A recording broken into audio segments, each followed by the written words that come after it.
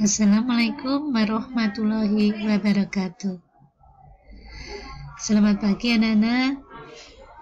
Mari kita belajar bahasa Indonesia tentang gagasan pokok atau ide pokok.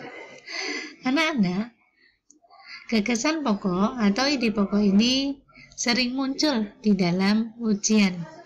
Untuk itu, mari kita pelajari dengan fokus. Apa gagasan pokok itu? Gagasan pokok adalah ide awal atau gagasan yang masih dasar untuk membentuk suatu paragraf yang utuh. Dengan kata lain, gagasan pokok merupakan sebuah ide. Contoh gagasan pokok. Di sini saya ambilkan 4 contoh, yaitu manfaat tanaman kelor, dampak adanya gempa, ciri-ciri gajah, cara membuat layang-layang. Nah, ide pokok ini atau gagasan pokok ini nanti bisa dikembangkan menjadi sebuah paragraf. Nama lain dari gagasan pokok yaitu ide pokok, pikiran pokok, gagasan utama, pokok pikiran. Di mana letak gagasan pokok? Letak gagasan pokok berada di kalimat utama. Sekali lagi, letak gagasan pokok berada di kalimat utama. Kalimat utama sendiri bisa berada di awal paragraf atau berada di akhir paragraf. Kalimat utama yang berada di awal paragraf ini bisa diketahui dengan melihat kalimat yang kedua dalam paragraf tersebut. Apabila di dalam kalimat yang kedua paragraf tersebut ada kata yang diulang dari kalimat yang pertama atau ada kata rujukan seperti kata itu, kata ini, atau ada kata ganti, maka kalimat utama jelas itu berada di awal paragraf. Sedangkan untuk kalimat utama yang terletak di akhir paragraf itu akan ditandai dengan konjungsi antar kalimat atau kata simpulan seperti kata oleh karena itu, kata dengan demikian, kata memang, kata jadi. Bagaimana cara menentukan gagasan pokok? Nah, seperti yang saya sebutkan tadi, bahwa gagasan pokok berada di kalimat utama. Dengan begitu, kita fokus pada kalimat utama. Ada 4 cara menentukan gagasan pokok. Yang pertama, mengambil langsung kalimat utama. Yang kedua, mengurangi 1 atau 2 kata pada kalimat utama.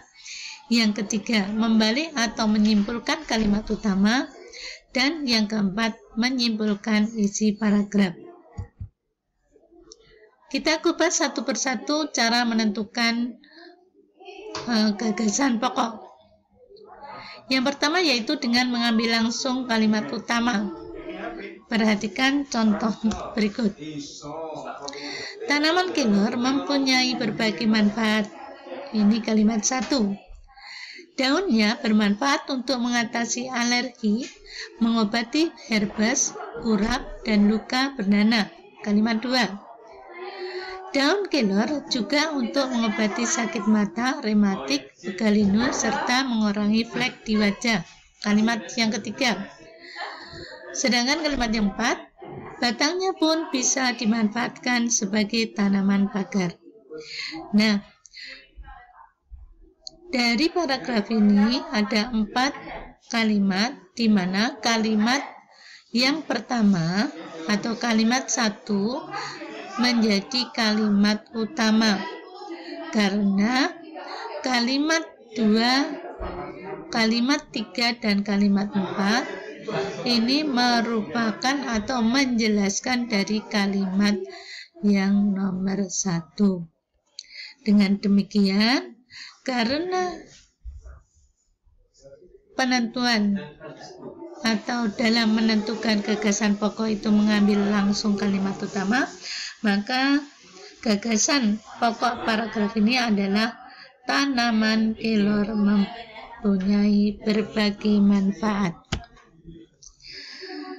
Selanjutnya, menentukan gagasan pokok yang kedua, yaitu dengan mengurangi 1 atau 2 kata pada kalimat utama.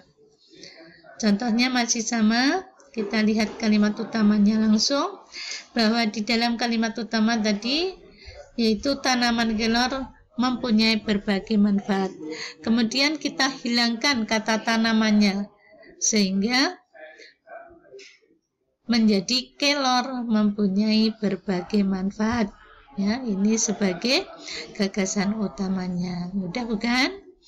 Kemudian yang ketiga adalah dengan membalik atau menyimpulkan kalimat utama.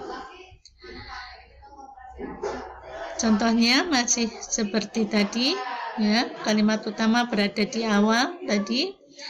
Kita balik atau kita simpulkan, ya, kita balik kalimat utama itu, di mana kalimat utama tanaman kelor mempunyai berbagai manfaat bisa dibalik menjadi berbagai manfaat tanaman kelor. Nah, mudah kan?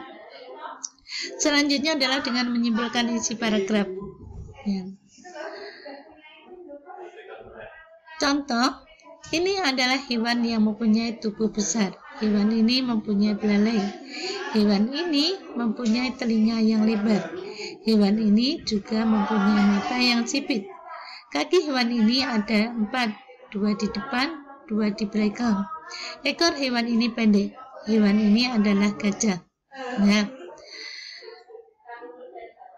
kita lihat kalimat utamanya. Nah, kalimat utamanya ini sebenarnya berada di akhir paragraf, yaitu hewan ini adalah gajah. Tetapi ini kurang jelas, kurang menjelaskan isi daripada paragraf. Untuk itu kita simpulkan, kita lihat bahwa kalimat-kalimat selain yang berbunyi hewan ini adalah gajah itu menjelaskan tentang ciri-ciri daripada gajah. Untuk itu disimpulkan bahwa gagasan pokoknya adalah ciri-ciri gajah atau deskripsi gajah. Nah, anak-anak, mudah bukan bagaimana cara menentukan gagasan pokok? Untuk itu, silahkan anak-anak untuk berlatih di buku 6A halaman 4-5. Tolong dibaca, dipahami, kemudian anak-anak bisa berlatih untuk menentukan gagasan pokoknya. Selamat berlatih. Buki mengucapkan sekian dulu. Assalamualaikum warahmatullahi wabarakatuh.